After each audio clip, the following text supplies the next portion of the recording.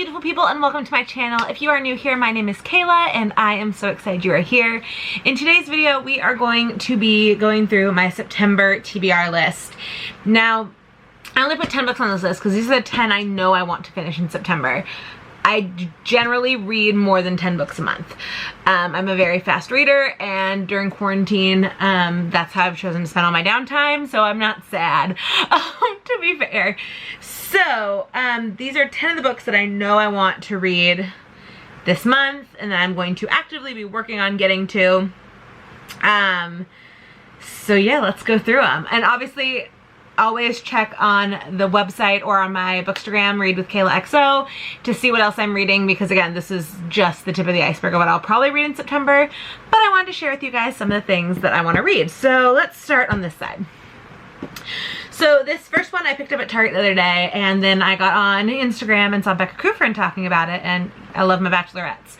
So this is the Starless Sea by Erin Morgenstern. So I'm really excited to read that. I'll read the back of the books for you guys since there's only 10 books. Far beneath the surface of the earth, upon the shores of the Starless Sea, there's a labyrinthine collection of tunnels and rooms filled with stories. The entryways that lead to the sanctuary are often hidden, but those who seek will find. Their doors have been waiting for them. Zachary Ezra Rollins is searching for his door, though he does not know it. When he discovers a mysterious book in the stacks of his campus library, he begins to read and is entranced.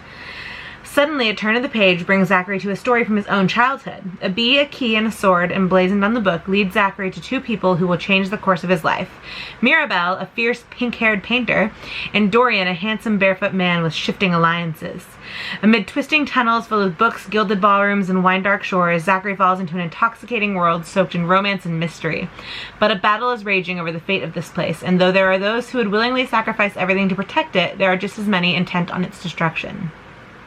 As Zachary, Mirabelle, and Dorian venture deeper into this space with its histories and myths, searching for answers in one another, a timeless story unspools, casting a spell of pirates, painters, lovers, liars, and ships that sail upon a starless sea. So I'm really excited to read that.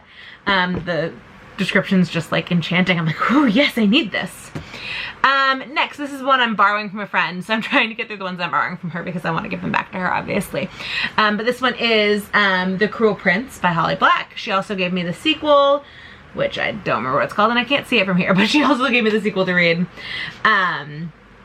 So, yes, Guard Your Mortal Heart. Jude was 7 when her parents were murdered, and she and her two sisters were stolen away to live in the treacherous High Court of the Fairy. 10 years later, Jude wants nothing more than to belong there despite her mortality, but many of the Fae despise humans, especially Prince Cardan, the youngest and wickedest son of the High King. To win a place at court, she must defy him and face the consequences. As Jude becomes more deeply embroiled in palace intrigues and deceptions, she discovers her own capacity for trickery and bloodshed. But as betrayal threatens to drown the courts of the Fairy in violence, Jude will need to risk her life in a dangerous alliance to save her sisters and Fairy itself. So, there's that.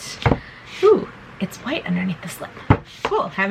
Like, this is how many books I have right now. I haven't even, like, looked at it. Next is the 4th book in the Throne of Glass series, Queen of Shadows. I'm so excited to get to it. I'm not going to read you the back of this because it is mega spoilers for the first 3 books. But I definitely suggest reading the Throne of Glass series, and I'm definitely going to get through at least this one, if not more of them this month. Speaking of Sarah Moss, I also picked up A Court of Thorns and Roses. Since I really liked Throne of Glass, I thought I would pick up another one of her series, and so I'm going to read this. This is the first one, so I'll read you the description of this one. When 19-year-old Huntress Fair kills a wolf in the woods, a terrifying creature arrives to demand retribution. Dragged to a treacherous magical land she knows about only from legends, Fair discovers that her captor is not truly a beast, but one of the lethal immortal fairies who once ruled her world. At least he's not a beast all the time. As she adapts to her new home, her feelings for the fairy, Tamlin, transform from icy hostility into fiery passion that burns through every lie she's been told about the beautiful, dangerous world of the Fae. But something is not right in the fairylands. An ancient, wicked shadow is growing, and Fair must find a way to stop it or doom Tamlin and his world forever. So I'm excited to read that. Next is another one I'm borrowing from my friend Corey, and that is The House of Salt and Sorrows by Erin A. Craig. I just am obsessed with this cover. Like, look at how beautiful that is. I'm so excited to read this. And so I'll read you about it. Annalie lives a sheltered life at Highmore, a manor by the sea, with her sisters and their father and stepmother. Once there were 12, but loneliness fills the grand halls now that the four of the girls' lives have been cut short, sorry. Each death was more tragic than the last: the plague, a plummeting fall, a drowning, a slippery plunge, and there are whispers throughout the surrounding villages that the family is cursed by the gods. Disturbed by a series of ghostly visions, Annalie becomes increasingly suspicious that her sister's deaths were no accidents. The girls have been sneaking out every night to attend glittering balls, dancing until dawn in silk gowns and shimmering slippers, and Annalie isn't sure whether to try to stop them or join their forbidden trysts, because who or what are they really dancing with? When Annalie's involvement with a mysterious stranger who has secrets of his own intensifies, it's a race to unravel the darkness that has fallen over her family before it claims her next. Da-da-da. So I'm excited to read that. Next is one that everyone has read, and I've been wanting to read for a while, and I haven't bought yet because I've been trying not to buy all these books, but then I was at Barnes & Noble to pick up another book yesterday, and I was like, I'm gonna buy it because everyone says it's really good, and so I'm gonna read it. And that is You Should See Me in a Crown by Leah Johnson. Like, I feel like everyone has read this, and so I am now going to read it. So, take up your crown. Liz Leidy has always believed she's too black, too poor, too awkward to shine in her small, rich, prom-obsessed Midwestern town. That sounds like the Midwest.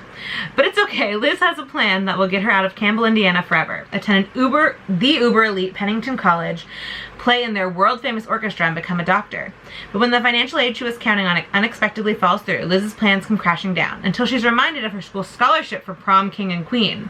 There's nothing Liz wants to do less than endure a gauntlet of social media trolls, catty competitors, and humiliating public events. But despite her devastating fear of the spotlight, she is willing to do whatever it takes to get to Pennington.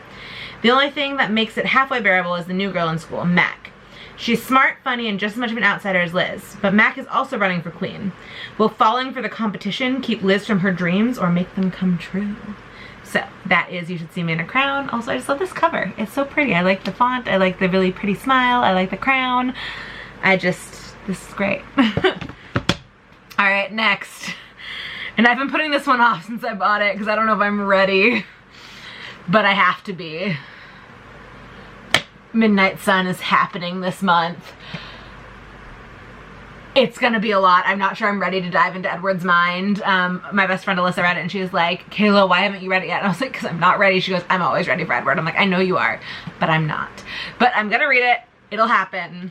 So, I don't think I need to read about this one. It's Twilight from Edward's perspective, hence why it's longer, because Edward has a lot of thoughts. So, that's that.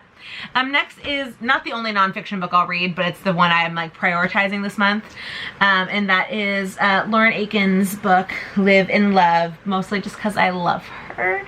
This is Thomas Rhett's wife. I am obsessed with her, and their daughters are adorable, and so I'm going to read her book. I didn't even know she was writing a book, and then I saw it at Target, and I was like, I love them.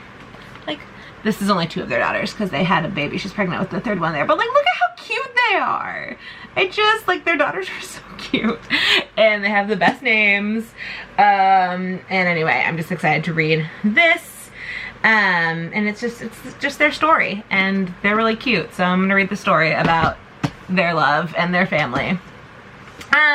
Next is another one that everyone is talking about and I have not read yet, and so I'm gonna read it, and it's new. I mean, it's a new release. It's not like it's been out forever, but it's a new release everyone's talking about, and that is Star Daughter by Shweta Thakrar. I probably butchered that name, but yes, this is also one of the most beautiful. I'm photographing this one after I filmed this video, and I'm so excited to like make this all pretty for a photo. I'm like, oh my god, it's so cute.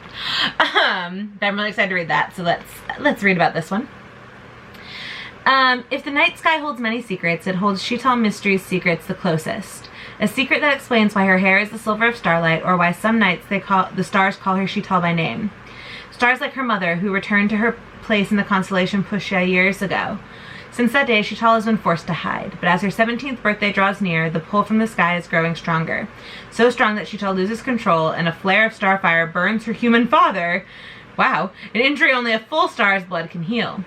Sheetal has no choice but to answer the star song and ascend to the sky, but her celestial family has summoned her for a reason, to act as their human champion in a competition to decide the next ruling house of the heavens.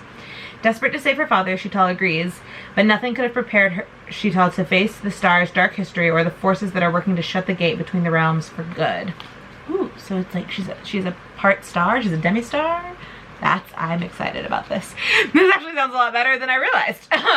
So yes, that is Star Daughter. I guess that makes sense that the title is Star Daughter and she is the daughter of a star and a human. I guess that makes sense. I hadn't thought that far ahead, honestly. All right, and then the next one, this is like my most anticipated read of the year, and so it's here, and I'm so excited.